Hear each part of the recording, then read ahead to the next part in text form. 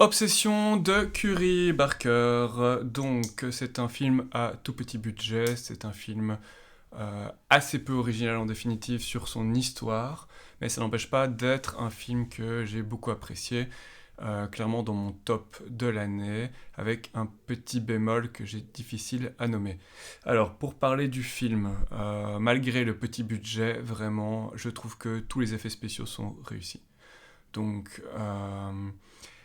oui, c'est assez, je dois dire, assez extraordinaire. Les acteurs jouent super bien, vraiment. Et on a une histoire qui est plutôt bien écrite. Donc d'une certaine manière, ça prouve que pour faire un bon film d'horreur, une bonne histoire, des bons acteurs et des effets visuels qui visiblement ne sont pas si chers que ça, eh ben, on peut avoir un excellent film, voire un film de l'année, ou un des meilleurs films de l'année. Donc ça, c'est vraiment très très chouette.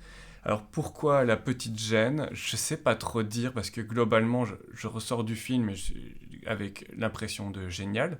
Il y a à la fois par moments des rires très gênés, il y a des moments où on sursaute, il y a une histoire qui est, même si elle n'est pas du tout originale, qui est super bien écrite, amenée, filmée, réalisée, c'est parfait.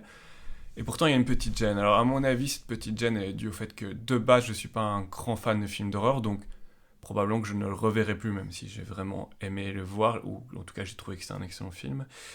Et puis il y a peut-être aussi quelque chose relatif à l'histoire, du fait que... Mais c'est une qualité du film, il n'explique pas trop tout ce qui se passe, mais c'est bien justement dans le cinéma fantastique, plus on explique, plus on a des risques de se tromper, d'être incohérent, etc.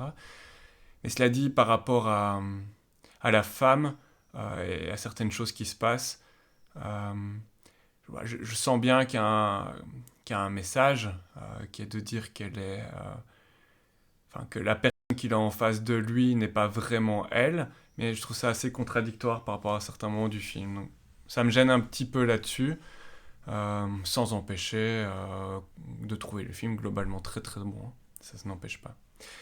C'est juste que je peux pas le mettre en chef-d'œuvre. Par rapport au film, toujours, il y avait juste un truc dont j'avais envie de parler, c'est que je ne sais pas si c'est juste moi, mais à mon avis, c'est pas juste moi. J'ai vraiment l'impression que le réalisateur se fait plaisir par rapport à la thématique du chat. J'entends par là que en fait, la personne est censée l'aimer plus que tout au monde, et il y a certains comportements qu'ont les chats en fait. Voilà, les chats qui nous font des cadeaux bizarres, euh, qui, euh, qui se pissent dessus ou qui chient dans l'appartement parce qu'ils sont en stress, qui miaulent, qui crient, qui nous observent pendant la nuit, etc. Qui peuvent avoir parfois des réactions totalement inattendues, qui peuvent essayer de nous séquestrer d'une certaine manière. Et je me dis, est-ce que le film ne nous montre pas ce que serait si nos chats prenaient possession d'un humain? Et j'étais même jusqu'à me dire que peut-être, d'une certaine manière, on peut considérer que c'est l'esprit de son chat qui a pris possession de cette femme, bien qu'il n'y a aucun indice là-dessus. Ça m'amuse un peu de le penser. Voilà, c'est tout pour Obsession.